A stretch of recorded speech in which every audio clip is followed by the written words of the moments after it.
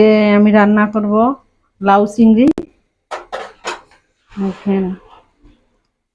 প্রথমে পেঁয়াজ দেব তেলের ভিতরে,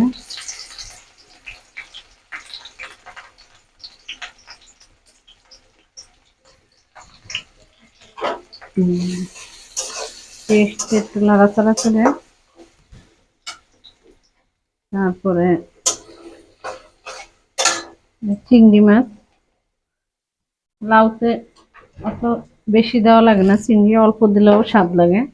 এই যে চিংড়ি লাউ ছোট ছোট করে কেটে নিছি। লাউ চিংড়িটা অনেক মজার হয়, লাউ শরীরের জন্য ভালো খাবার।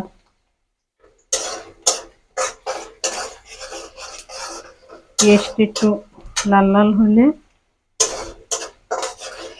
তারপরে দিয়ে দেবো চিংড়ি মাছ। চিংড়ি মাছটা একটু হালকা তেলের ভিতরে লবণ দিয়া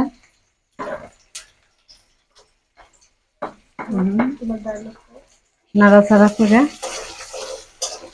লবণটা দিলে চিংড়ি মাছটার ভিতরে ঢুকে ভালো।